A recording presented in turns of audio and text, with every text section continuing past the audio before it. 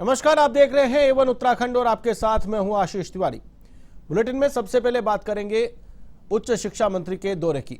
उच्च शिक्षा मंत्री धन सिंह रावत ने हल्द्वानी में कुमाऊं के सबसे बड़े MBPG कॉलेज के वार्षिकोत्सव कार्यक्रम में शिरकत की। इस कार्यक्रम के दौरान मंत्री धन सिंह रावत ने कहा कि नई शिक्षा के नीति के तहत उच्च शिक्षा में प्रदेश सरकार बेहतर काम कर रही है।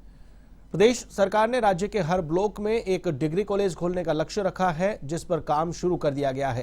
प्रदेश के सभी डिग्री कॉलेज में एक योगा शिक्षक निःशुल्क उनकी नियुक्ति की जाएगी। इसके अलावा प्रदेश के 20 कॉलेजों को मॉडल कॉलेज बनाया जा रहा है, जिनको 20 करोड़ रुपए देकर आधुनिक लाइब्रेरी, स्मार्ट क्लासेस, इसके अलावा फर्नीचर सहित अन्य व्यवस्थाओं से लैस किया जा रहा है। इसके अलावा प्रदेश के सभी डिग्री कॉलेजों में 180 दिन की पढ़ाई अनिवार्य कर दी गई है। साथ ही छात्र संघ चुनाव को सितंबर माह में कराए जाने का भी फैसला लिया गया है। नीति में हम तो ये कर रहे हैं कि पहले हर ब्लॉक में एक डिग्री कॉलेज खोला जाएगा, हर डिग्री कॉलेज में एक योगा के टीचर रखे जाएंगे और हमारे प्रदेश में हम 20 कॉलेजों को मॉडल कॉलेज बना रहे हैं, जिसमें कि हल्द्वानी कॉलेज भी है। और इन कॉलेजों को हम 10 करोड़ रुपए से 20-20 करोड़ रुपए देंगे यहाँ के लाइब्रेरी के लिए, बच्चों के लिए जो है फर्नीचर के लिए, बच्चों के जो है स्मार्ट क्लासों के लिए, जो बच्चों की डिमांड है उस पर हम पैसा खर्च करेंगे। तीसरा, हम प्रत्येक डिग्री कॉलेज में इस साल 180 दिन पढ़ाई अनिवार्य है। खबर काशीपुर से है, जहां मुरादाबाद रोड स्थित नवीन कृषि मंडी गेस्ट हाउस में पशुपालन एवं मत्स्य विभाग मंत्री सौरभ बहुगुणा ने बैठक की, जिसमें मिशन 2024 के चुनाव को लेकर भाजपा कार्यकर्ताओं को टिप्स दिए गए। इस दौरान भाजपा कार्यकर्ताओं ने मंत्री सौरभ का फूल मालाओं से स्वागत किया। इस अवसर पर प्रेस वार्ता में मंत्री सौरभ बहुगुणा ने कहा कि पशु क्रूरता की घटनाएं तेजी से बढ़ रही है, जिस पर हमने मुकदमे दर्ज किए हैं। पशु क्रूरता करते कोई भी व्यक्ति पकड़ा जाता है तो उसके खिलाफ कानूनी कार्रवाई की जाएगी। साथ ही कहा कि हमारी कोशिश है कि पार्टी के कार्यकर्ताओं और संगठन के लोगों से मिलते रहना चाहिए। यही कोशिश है कि कार्यकर्ताओं से मिलकर आम जनता की समस्याओं पर चर्चा की जाए और आने वाले चुनाव को लेकर कार्यकर्ताओं को कैसे कार्य करना है।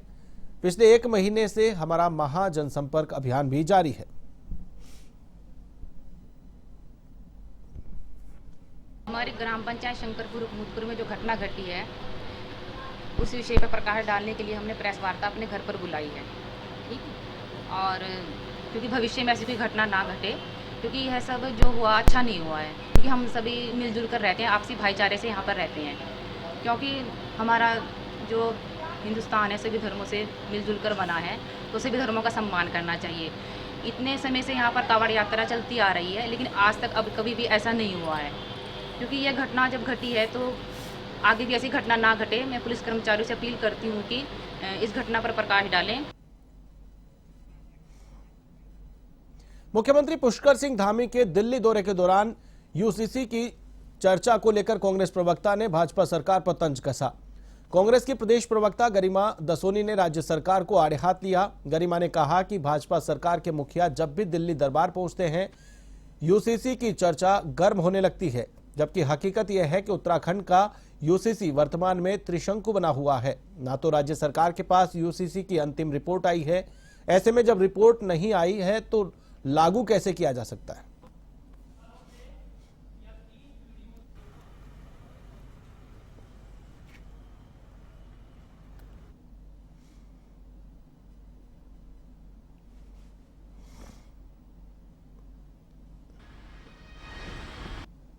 कि चमोली हादसे के बाद हाईकमान से अच्छी खासी फटकार लगी है।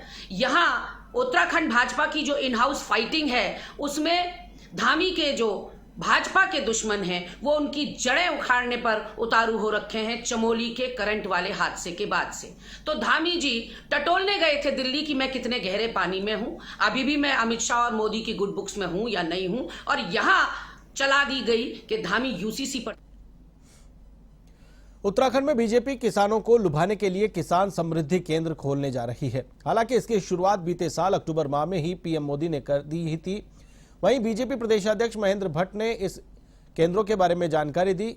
उन्होंने कहा कि देश भर में 1,25,000 किसान समृद्धि केंद्र खुलने जा रहे हैं, जिनमें से उत्तराखंड में ही 5 से 6 किसान समृद्धि केंद्र खुलने जा रहे हैं। जिससे किसानों को समृद्ध बनाया जा सके। आगामी 27 जुलाई से प्रदेश भर में इसकी शुरुआत हो जाएगी। किसान समृद्धि केंद्र खुलने के साथ ही प्रदेश भर के तमाम किसानों को किसान सम्मान निधि भी दी जाएगी। वहीं कांग्रेस ने इन किसान समृद्धि केंद्रों को लेकर केंद्र सरकार पर हमला बोला। कांग्रेस के प्रदेश अध्यक्ष करण माहरा ने कहा कि यह महज एक चुनावी ढकोसला है। सत्ताधारी पार्टी 2022 तक किसानों की आय दोगुनी करने के किसानों के किए गए वादे को भूल चुकी है, उससे मुकर चुकी है। 24 के चुनाव को देखकर ये निर्णय लिया गया है। किसान सम्मान निधि से किसानों का कोई भला होने वाला नहीं है। खैरात नहीं मांग रहे किसान। 700 किसान आंदोलन में मारे गए। 5 के आसपास किसानों को एक मंत्री के पुत्र ने अपनी गाड़ी से दबा दिया। और पूरा अगर मैं अपने स्टेट की बात कर दूं, हरिद्वार के पूरे किसान इस समय बाढ़ से प्रभावित हैं। कोई मुआवजा, कोई राहत उनको नहीं प्रदान की गई है। सिंचाई विभाग ने तो यहाँ तक हद कर दी, जो बंदे बनाए गए थे ताकि गाँव में बाढ़ ना आए, वो बंदों की रिपेयर पिछले 6 सालों में नहीं हो पाई। ये किसान समृद्धि केंद्र पूरे देश के अंदर 1,25,000 खुलेंगे। हमारे राज्य में 5 से 6 केंद्र इस रूप में खुलेंगे। ये केंद्र जहां सस्ते मूल्य पर खाद और खास तौर पर जैविक कृषि को बढ़ावा देने के उद्देश्य से खादों का वितरण करेगा। अनेकों जो संयंत्र हैं कृषि संबंधित, उनके संदर्भ विषय आएगा। दवा है, आपका किसान से जुड़ी हुई वैज्ञानिक जानकारी है, ये सारे उस केंद्र पर उपलब्ध होंगे। तो ये किसान की आय दोगुना करने की दृष्टि से बहुत बड़ा एक योजना पूरे देश के अंदर चलेगी। और 27 तारीख को उसी दिन प्रधानमंत्री जी जो हमारी 14वीं किस्त किसानों को जो 2,000 रुपया दी जाती है। उत्तराखंड के पूर्व मंत्री हरक सिंह रावत का विवादों से हमेशा चोली दामन का साथ रहा है। उनके नाम पर एक विवाद थमता भी नहीं कि दूसरा विवाद फिर से सामने आ जाता है। अब प्रदेश के शहरी विकास मंत्री के साथ फोन पर उनकी बातचीत वायरल हो रही है, जिस पर शहरी विकास मंत्री प्रेमचंद अग्रवाल ने आपत्ति जताई है। मंत्री प्रेमचंद अग्रवाल ने कहा कि किसी के साथ निजी बातचीत का वीडियो जारी करना पूर्व मंत्री और वरिष्ठ नेता को शोभा नहीं देता। हरक सिंह रावत ने यह सब करके उनके साथ विश्वासघात किया है। आपको बता दें कि सोशल मीडिया पर कांग्रेस नेता हरक सिंह का एक वीडियो वायरल हो रहा है, जिसमें कांग्रेस नेता हरक सिंह कार में कहीं जा रहे हैं। इसी दौरान वे फोन पर मंत्री प्रेमचंद अग्रवाल से बात करते हैं। इस दौरान रावत और मंत्री अग्रवाल से कई बातें कर रहे हैं। इस दौरान हरक सिंह ने बारिश को देखते हुए आईडीपीएल में अतिक्रमण हटाओ अभियान को तत्काल बंद करने का अनुरोध कर रहे हैं। साथ ही अग्रवाल को अपनी बातें मनवाने के लिए भी टिप्स दे रहे हैं।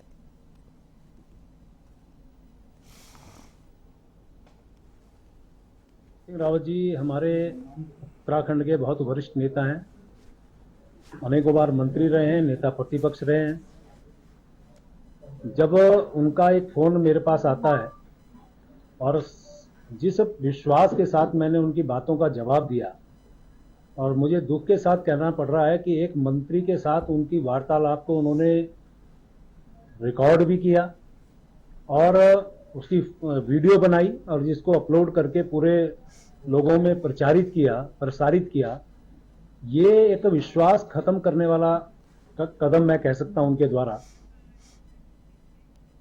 देहरादून स्थित उत्तराखंड क्रांति दल के दफ्तर में जमकर बवाल हो गया। यहां आपस में 2 गुट भिड़ गए और नारेबाजी करने लगे। इधर हंगामे की खबर मिलते ही मौके पर भारी पुलिस फोर्स पहुंची। इस दौरान लोगों को शांत कराने की कोशिश की गई, लेकिन दोनों गुटों के लोगों का हंगामा लगातार जारी रहा। जानकारी के अनुसार पार्टी से निष्कासित किए गए शिव प्रसाद सेमवाल गुट ने रात में ऑफिस पर कब्जा कर लिया, जिससे दूसरे गुट के लोग नाराज होकर हंगामा करने लगे।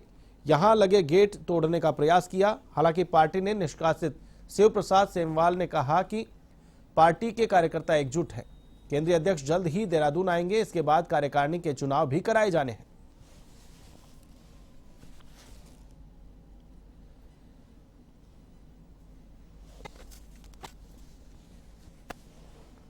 नहीं है, सब शांतिपूर्ण व्यवस्था है। और जो यहाँ पर पुलिस बल लगाया गया है वो भी जो है शांतिपूर्ण व्यवस्थाओं को सुनिश्चित करने के लिए जो है यहाँ पर पुलिस बल तैनात किया गया है। और अभी केंद्रीय अध्यक्ष जी हमारे बीच में आने वाले हैं, जो भी उनका निर्णय होगा वो होगा। उन्होंने कहा था कि भाई 24-25 जुलाई को केंद्रीय कार्यकारिणी का चुनाव होगा और केंद्रीय अधिवेशन होगा, तो उसी के अनुपालन में यहाँ पे अधिवेशन आयोजित किया गया। चेकिंग के दौरान आबकारी विभाग की टीम ने एक कार से 17 पेटी शराब पकड़ी है। शराब तस्करी करने के आरोप में कार चालक को गिरफ्तार किया गया है। फिलहाल कार चालक के खिलाफ आबकारी विभाग की टीम ने मामला दर्ज कर लिया है। आबकारी विभाग की इंस्पेक्टर प्रेरणा बिष्ट ने बताया कि शराब की बोतलों पर आर्मी का फर्जी लेबल लगा हुआ है। इस मामले में कार चालक से पूछताछ की जा रही है।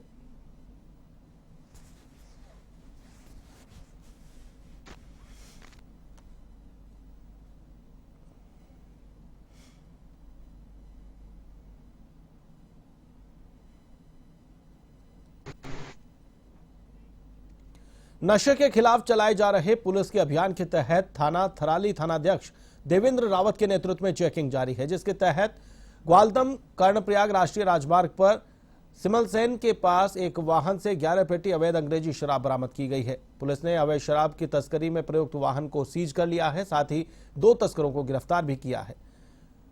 पुलिस ने आरोपियों के खिलाफ आबकारी अधिनियम में मामला दर्ज किया है। कार्रवाई में एसएसआई अजीत कुमार, कांस्टेबल रमेश रावत, कृष्णा भंडारी आदि मौजूद थे।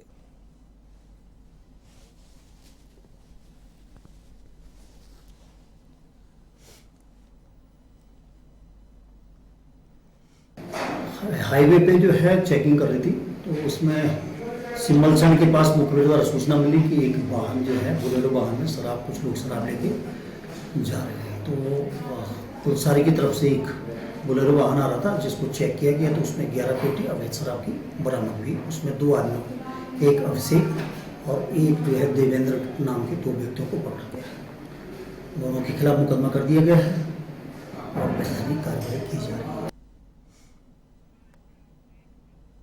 उत्तराखंड की राजधानी देहरादून की बात करें तो शहर के चारों ओर एक चौक चौराहों पर ई रिक्शा बेतरतीब ढंग से खड़े मिलेंगे। वहीं जब भी कोई ई रिक्शा का चलन बढ़ता है, तब से शहर में हर जगह ई रिक्शा चालक नजर आ रहे हैं।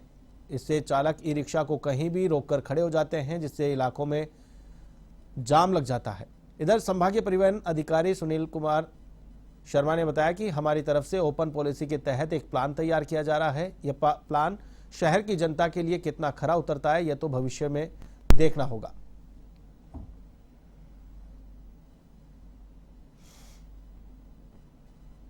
देखिए, ई रिक्शा को एक ओपन पॉलिसी के अंतर्गत रजिस्टर किया जा रहा है। इनको परमिट से मुक्त करा गया है सेक्शन 66 से, परंतु ये देखा जा रहा है कि इन ई रिक्शा के संचालन की वजह से ट्रैफिक जाम की समस्या और अननेसेसरी कंपटीशन की समस्या बन रही है, जिससे कि विवाद भी पैदा हो रहे हैं। इसको देखते हुए परिवहन विभाग इस संभाग के स्तर पर एक पॉलिसी बना रहा है, जिस पॉलिसी के अंतर्गत ये सुनिश्चित किया जाएगा कि इन रिक्शा का संचालन ऐसे स्टैंडों से किया जाए जो कि मुख्य मार्ग से दूर हो और जिससे लास्ट माइल कनेक्टिविटी लोगों को मिल सके।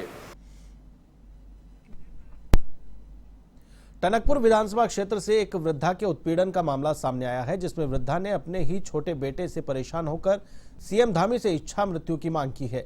मामला उत्पीड़न और संपत्ति विवाद से जुड़ा हुआ बताया जा रहा है। आपको बता दें कि टनकपुर के जाट फार्म ग्राम मनिहार गोट की रहने वाली विधवा महिला ने सीएम हेल्पलाइन में इच्छा मृत्यु की मांग की है।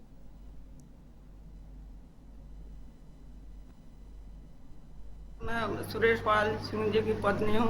मेरे को बहुत परेशान किया जाता है छोटे बेटे के द्वारा, और वो अपने पिता को जीवित रहते हुए सब अपना हिस्सा ले चुका है। घर में से घर का पैसा ले चुका है, सब कुछ ले चुका है।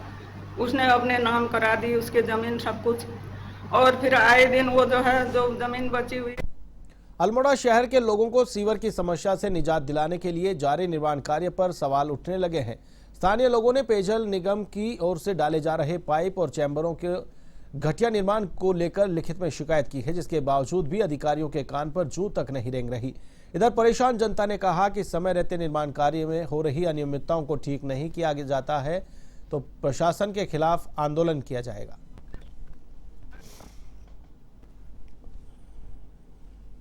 अल्मोड़े में फेज 3 का सीवर का कार्य चल रहा है, जो कि लगभग 25 करोड़ की योजना है। इसके संबंध में पनियावड़िया रानीधारा के क्षेत्रवासियों ने अनेकों बार पत्र के माध्यम से अनियमितताओं को अधिशासी अभियंता को अवगत कराया। थर्ड में अभी हमारा जो है वहाँ 80% काम कार्य के बावजूद अभी हमारा यहाँ पर जो है सीवर पाइप ड्रेन का काम हमारा ये इन गलियों में चल रहा है। अभी ये जो हमारा ये मोहल्ला है, इस मोहल्ले में लगभग हमारे यहाँ पर ऊपर डीएफओ बंगले से लेके इस पोर्शन तक हमारे यहाँ पर चैम्बर के कार्य पूरे हो चुके हैं। मणिपुर घटना को लेकर कांग्रेसियों ने प्रधानमंत्री का पुतला फूंका है। दिनेशपुर नगर क्षेत्र में के नेताजी सुभाष चंद्र चौक पर पार्टी कार्यकर्ताओं ने प्रदर्शन किया। इस दौरान विरोध प्रदर्शन करते हुए कांग्रेस कार्यकर्ताओं ने जमकर नारेबाजी की। कांग्रेस प्रदेश उपाध्यक्ष ममता हालदार ने कहा कि मणिपुर में महिलाओं पर अत्याचार व दुराचार किया जा रहा है।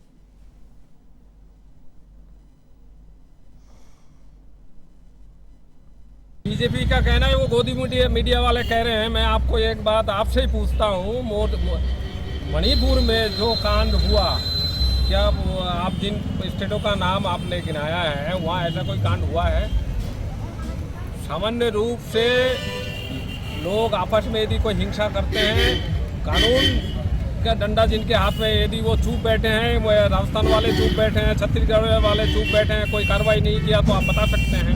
इसके लिए हम लोग महिलाएं लोग और जेंट्स लोग सभी लोग मिलकर मणिपुर के लिए जो मंगलवार को कांग्रेस प्रदेश मुख्यालय में पूर्व मुख्यमंत्री हरीश रावत और पार्टी के प्रदेशाध्यक्ष करण माहरा ने संयुक्त प्रेस वार्ता की।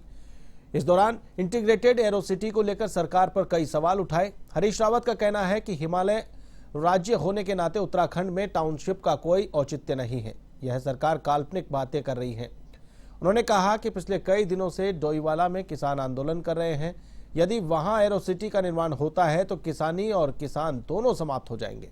इससे डोईवाला स्थित चीनी मिल पर भी संकट मंडरा गया है। वहीं पार्टी के प्रदेशाध्यक्ष का कहना है कि सरकार एरो सिटी के नाम पर कृषि भूमि को बर्बाद करने की प्लानिंग रच रही है।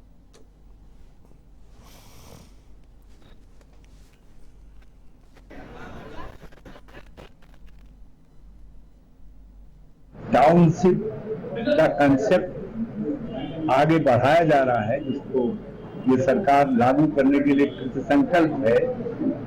महात्म गांव से लेकर के हमारे नागरी और दूसरे क्षेत्र में जो गन्ना उत्पादक क्षेत्र हैं और उधर बराब फार्म में जहाँ की जमीन भूमिहीनों के लिए और दैवीय आपदा पीड़ितों के लिए और महिला उद्यमिता के लिए हमारी सरकार द्वारा आवारा पशुओं व कुत्तों के आतंक से व्यापारी वर्ग परेशान हो गया है।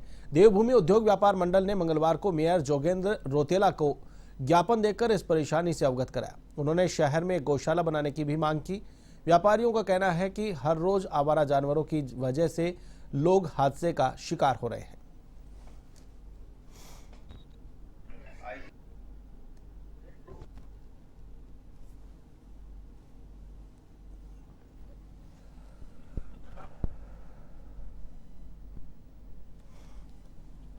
लोगों को, राहगीरों को चलने में दो पहिया वाहन, 4 पहिया वाहन वालों को बहुत परेशानी है। पैदल चलने वालों को बहुत परेशानी है। कई लोगों को चोटें हो चुके हैं, कुछ लोगों की जो है जान भी इसमें जा चुकी है। बल्कि बरेली रोड में अभी हादसा हुआ था पिछले महीने। आज हम नगर निगम अपने देवभूमि व्यापार मंडल के महानगर इकाई के तत्वाधान में आज मेयर साहब से मुलाकात करी है हमने। इसका हमारा जो उद्देश्य था, आज जो हमारे शहर में, महानगर में आवारा पशु जैसे गौवंशीय हैं। आवारा पशु की बात है। आवारा पशुओं में जो स्वान हैं, डॉग फैमिली के जितने भी डॉग्स हैं, उनको हम लोगों ने डॉग्स को उत्तराखंड में 4 धाम यात्रा इस समय जोरों पर है, लेकिन मौसम लगातार बाधा बनता हुआ नजर आ रहा है, जिसके कारण 4 धाम यात्रा में लोगों का आना अब कम हो गया है। यदि पिछले कुछ दिनों की बात करें तो पिछले कुछ दिनों में लोगों ने जो होटलों की बुकिंग की थी वह 90% कैंसिल हो चुकी है। आईजी गढ़वाल ने हालांकि पिछले दिनों यात्रियों की संख्या काफी कम हुई, जिस पर सड़कों पर मलबा आ जाता है उस दिन यात्रियों की संख्या घट जाती है और जिस दिन रोड क्लियर रहती है उस दिन श्रद्धालुओं की संख्या बढ़ जाती है।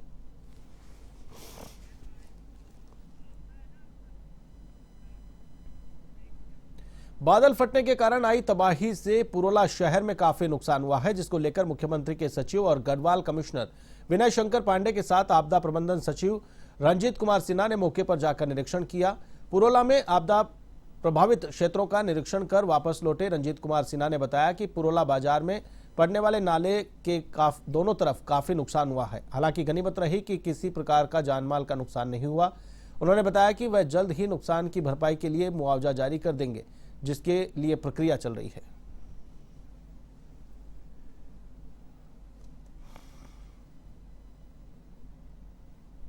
इसमें मुख्य सचिव महोदय ने एक मीटिंग बुलाई है, उसमें पीडब्ल्यूडी और आपदा प्रबंधन दोनों को बुलाया गया है। इसमें मेरे पास आए थे 28 अप्रैल को एक डीपीआर लेकर के। डीपीआर में फिर मेरे द्वारा पूरा परीक्षण किया गया, उनके सब विचार विमर्श किया गया। हमने गाइडलाइंस में बता दिया था उस समय कि गाइडलाइंस में ये नहीं आ रहा कि ब्रिजेस के लिए हमारे यहाँ गाइडलाइंस सिर्फ 75,000 रुपया है। मौके पे गए आज हमने पुरोला का पूरा भ्रमण किया। मैं था, मेरे साथ secretary to CM Shri Vijay Shankar Pandey ji थे। तो हम दोनों ने पूरे क्षेत्र का दौरा किया और बादल फटने के कारण जो पानी ज़्यादा आया, उसके कारण मलबा आया, उसके कारण डैमेजेस हुए हैं। कैबिनेट और अल्मोड़ा के प्रभारी मंत्री धन सिंह रावत अल्मोड़ा पहुंचे। कैबिनेट मंत्री ने आपदा सीजन को देखते हुए जिला प्रशासन व आपदा प्रबंधन विभाग की तैयारियों, राहत एवं बचाव कार्यों की समीक्षा बैठक ली। इस दौरान रावत ने अधिकारियों को आपदा के हालात में राहत व बचाव के लिए तैयार रहने के निर्देश दिए। मीडिया से बातचीत करते हुए मंत्री रावत ने कहा कि अल्मोड़ा में आपदा से निपटने के लिए 20 करोड़ रुपए की राशि स्वीकृत हुई है।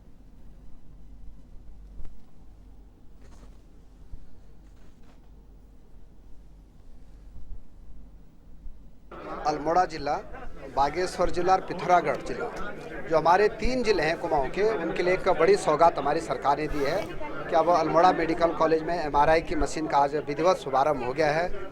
मैं माननीय प्रधानमंत्री जी का भी, देश के स्वास्थ्य मंत्री जी का, अपने मुख्यमंत्री जी का, यहाँ के सांसद का, सभी का अपनी ओर से बहुत बहुत बधाई देना चाहता हूँ कि अब एक बड़ी सौगात यहाँ हो गई है।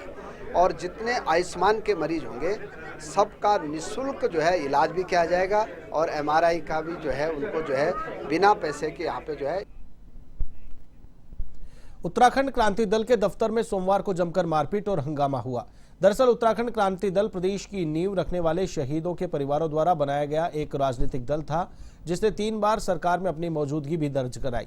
लेकिन समय के साथ साथ उत्तराखंड क्रांति दल भाजपा और कांग्रेस जैसी मजबूत पार्टियों के सामने धूमिल हो गया।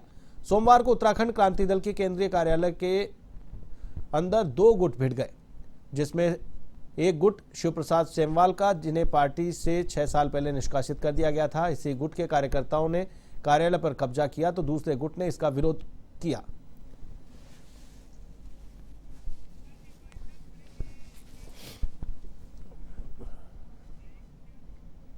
बुलेटिन में फिलहाल के लिए बस इतना ही। मुझे दीजिए इजाजत। नमस्कार।